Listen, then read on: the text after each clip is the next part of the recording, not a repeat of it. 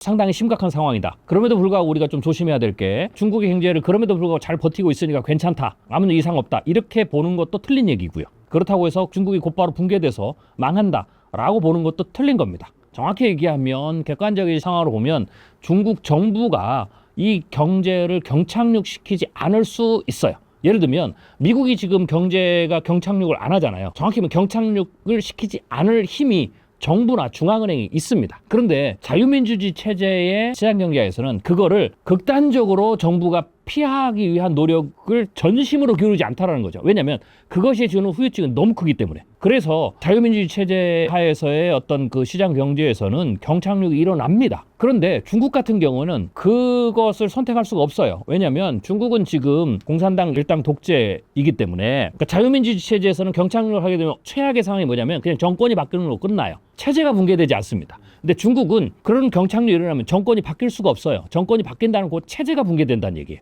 그렇기 때문에 현재의 정권을 유지하는 주체들은 경착륙을 시킬 수가 없어요. 또 경착륙을 시키지 않을 수 있는 방법이 있어요. 간단합니다. 돈을 계속해서 퍼부으면 됩니다. 그럼 이제 경착륙이 일어나지 않지만 대신 문제가 해결되지 않기 때문에 계속해서 침체의 늪으로 빠져드는 거예요. 그게 장기적 성장이다. 그게 두 가지로 나타나는데 하나는 돈을 계속 풀어도 유동성의 함정에 빠져서 돈이 효율적으로 돌아가지 못한다라는 거죠. 그래서 돈을 풀어도 효과가 점점점 떨어지는, 안 나는 건 아니에요. 돈을 풀면 효과가 나니까. 그렇지만 점점점 그 효과가 떨어진다. 약발이 떨어진다. 라는 거고요. 또 하나는 경제 성장률이 떨어지는 구간별로 아까도 말씀드리면 10%에서 8%, 8%에서 6%, 6%에서 4%대로 4%에서 3%, 2%대로 떨어지는 게 맞는데 그 속도가 빠르다라는 거죠. 그러면서 장기적 침체, 동시에 부채는 계속 늘어가는. 그래서 정책을 쓰면 쓸수록 시간이 갈수록 정책 효과가 계속 약해지는 그 상황인 거죠. 이게 지금 중국의 상황입니다. 이렇게 봐야 됩니다. 트럼프가 공언한 대로 미국의 가치를 끌어올리는 데 있어서 그러니까 미국 내부에서 올릴 수 있는 게 있고 또 상대를 견제하는 게 있죠.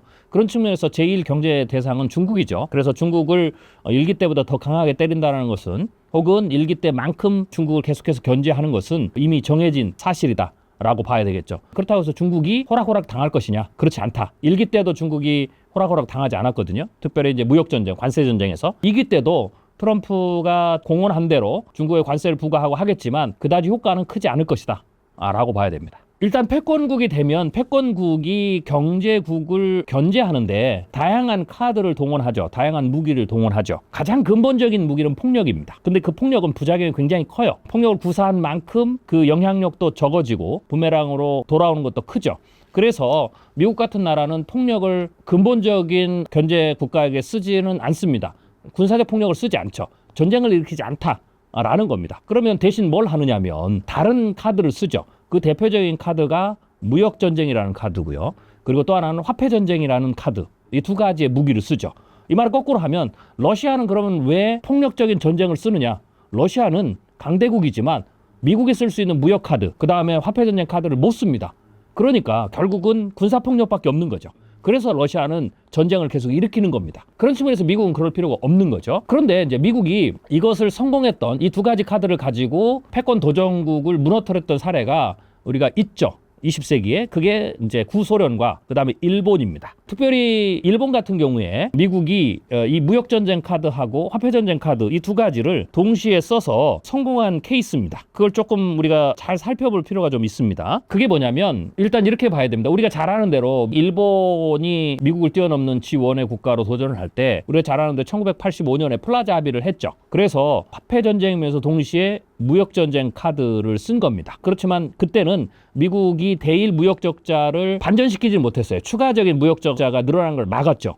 그래서 미국이 거기서 끝나지 않고 그 다음에 한 2년 후에 르브르 합의를 합니다. 그건 뭐냐면 플라자 합의에서는 엔화를 절상을 시켰습니다. 그리고 나서 2년 뒤에 르브르 합의에서는 미국의 물건을 일본이 더 살 수 있도록 그렇게 만들었죠. 그래서 결국은 이 화폐전쟁과 무역전쟁의 카드는 상대국의 화폐의 가치를 절상을 시키고 그래서 우리의 어떤 수출 경쟁력을 높이고 동시에 상대가 우리 물건을 많이 사도록 하는 그런 효과를 내야 되는 거죠. 그래서 사실 일본에게는 그 전략이 성공적으로 먹혔어요.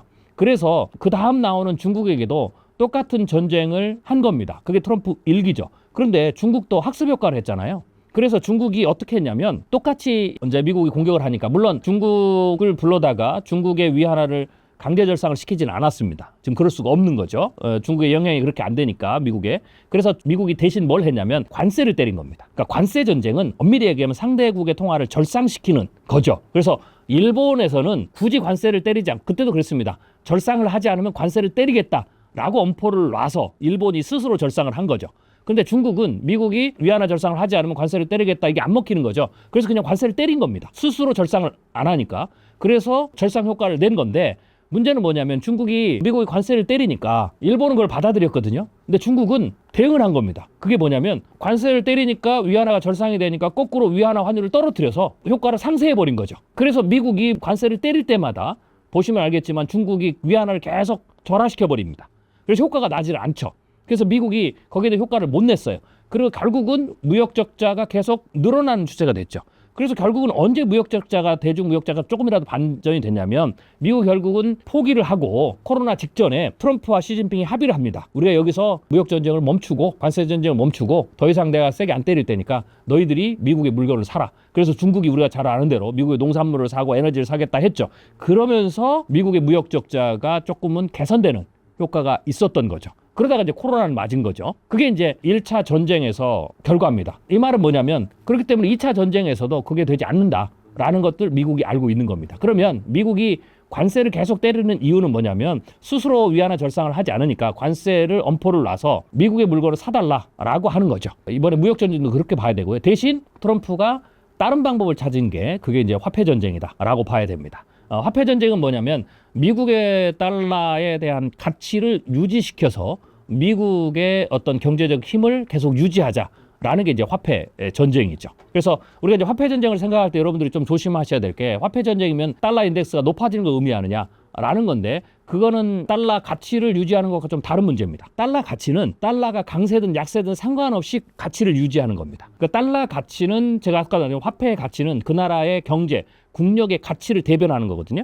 그리고 그 특별히 이 달러 가치가 계속 유지된다라는 것은 뭐냐면 두 가지로 나타나는 겁니다. 하나는 달러가 강세든 약세든 상관없이 전 세계 글로벌 무역 시장에서 달러에 대한 사용 규모가 계속 유지되는 거. 그게 하나고요. 두 번째로는 준 달러로 취급받는 미국 국채를 계속해서 사람들이 사게 만드는 거죠. 그게 이제 달러 가치가 유지되느냐 안 되느냐라는 부분이고, 트럼프의 상당수의 정책들을 보면 결국은 바로 그런 달러에 대한 가치를 유지하고 그것에 준하는 미국 국채의 가치를 유지해서, 트럼프가 미국 경제를 부양하기 위해서 계속해서 국채를 발행해도, 또 미국의 재정 적자를 계속 늘려서 국채를 발행해도 계속해서 다른 나라들이 미국 국채를 계속 사줄 수 있는 그런 어떤 여건을 만든다. 이게 바로 화폐 전쟁의 가장 중요한 핵심적인 구도다라고 보시면 됩니다.